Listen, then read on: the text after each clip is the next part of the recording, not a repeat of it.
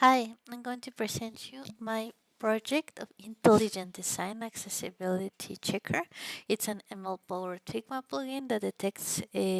accessibility violations in real time, so designers catch issues before they ship. What we will see is the opportunity evaluation, the crisp DM business understanding, the solution validation plan, how the ML is a system design, and the potential risk in production.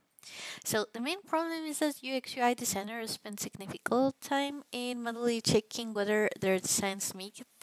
accessibility standards, and this process usually is slow, error-prone, and often skipped under deadline pressure. So we leave a lot of millions of users with disabilities undeserved. The idea is that we have three criterions to check. The first one will be how it's hard to compute without machine learning, and how the large amounts of label data exist, and high value if it's solved will be so that we have less design fails, and also all of the accessibility checks risk legal liability under ADA and EAA can actually be have real-time detection inside Figma, and that could save hours per design cycle. Usually, the problem is that most of the times UX teams don't really have a dedicated accessibility specialist or even like a process for it dedicated to check that. And the spans junior designers that even may not know about those accessibility rules, and the senior designers that have tight deadlines usually skip these checks to ship faster. What practice actually look like is that we have to check different ratios like contrast ratios, element sizes, and even in the audits we can also have late audits in the processes that the fixes may be expensive because they are often reworks, full reworks, and those rule-based plugins that also are already in the market might miss gradient and image backgrounds, and also some rules aren't fully audited with those. And accessibility depth is handed off to the developers at the end, so the product may not be the best at that point once it's developed, and developers may have also to do works. The potentially relevant errors and factors are first for screen resolution and device, the background complexity, if they have colors, gradients, image, videos, overlays, everything have to be ensured there for visibility. Then typography rendering, whether the typography and the weight, and even if they're really lowercase fonts, are still readable in any type of device, component states, how they change, are they still readable if they have a change of coloring or gradients, the color modes, also when we have different themes like light theme, dark themes, or even color or brightness in there. And the brand palette also constraints because we have clients that have strongly defined their brand coloring, but maybe some contrasts are not the best for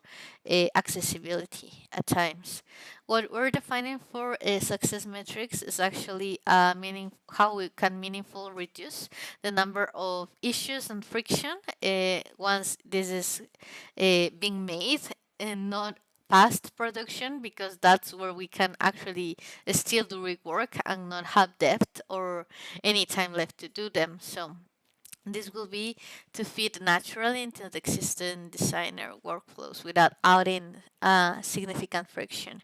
The outcome metrics would be for a reduction in accessibility issues shipped, time saved per design review cycle, designer adoption rate, and also some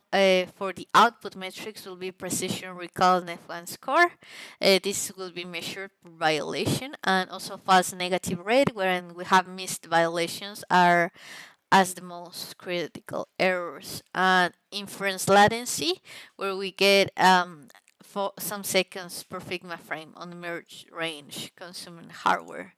And then for the solution concept, we are planning a computer vision model that ingests UI screenshots or a Figma frame and outputs a ranked list of accessibility violations with severity level tags affecting element bounding boxes, even, and plain language pixel suggestions so that everything is well labeled. And this will be delivered as a Figma plugin that runs runs entirely on device. So how the machine learning is used would be for object detection. It can localize the UE elements, text blocks, multi-label classification, assigning one or more violation for each detected element, and also a contextual layer analysis all of the background and levels of visual elements, not just the flat pixel color. The NLP fix suggestions, which would also generate plain language actionable fixable suggestions, and for each violation using the violation type and element context as input. Now, for the validation experiments, we have the problem validation that will be confirming the problem is real and frequent enough to justify a solution. That would use an interview maybe with some UX designer across different time sizes and even specialty or experience, so that they can measure frequency, pain intensity, and time set on those checks. Then the concept test that would be validating the solution concept before building, and the method would be to show a paper or a Figma prototype mockup to the plugin so that we can observe how a human may be making those audits and how the severity outputs will be shared, so we can measure comprehension rate, willingness, and to act on output. Then the model accuracy test to confirm if the model detects the violations above as useful as accuracy threshold, and we can train the model and also deliver the screenshots to evaluate how it is at a set and measure all of the evaluation types, the false negatives, the precision, and recall trade-off.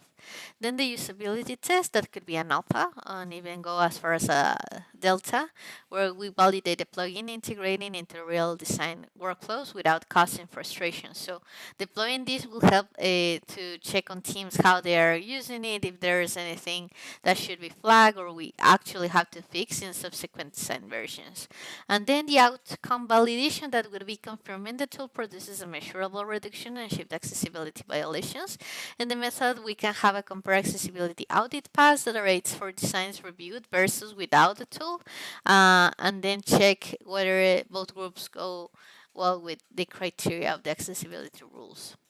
And then we have the system design decisions, in which we have supervised learning, pre-training vision, transformer, and the edge interference via Onyx client side. All of this rationale will be how it is built on the learning paradigm, how the model architecture is made, and the deployment strategy. And to define the risk, the drifts, and the failure modes, we can have the concept drift, that will be the highest risk, and also the training serving skew, because sometimes even for very far-fetched or hard to review trends like skeuomorphisms are really, even if they are exported on PNGs, they're really hard to see how many layers are composing one component. So those are the highest risk for mismatch, and medium will be the data drift when we have emerging device form factors, because as you know, most devices have very standard screens, but when we are going as far as other usability cases, like let's say screen readers and such, they may vary, and even in AR and VR, you may need more real-time output. So also, the false positive fatigue will be for warning blindness, because since model screens change their brightness in different contexts, we might have a warning that have missed any violation, because in good light or in a good contrast, they may not showcase it, as even if we take the phone to the sun and we have to pick there as a different context. And lately, we have the latency risk and the monitoring plan, where we can check the interference latency for low-end hardware and some mitigations for instance, the ANT8 module and the progressive inference, a sync background mode, and a monitoring strategy where we have confidence distribution monitoring in log prediction, confidence scores for every inferences, quarterly holdout evaluations where we will evaluate the model every quarter against a fresh holdout set created to reflect current design trends, like the one I just mentioned, and false positive feedback loops. where we want and allow to designers to flag things that may be not really an issue but something that may bring concern within the plugin constantly, so we have always feedback for that. And yeah, that was it. Thank you. I hope you liked the project, and thank you so much for reviewing it.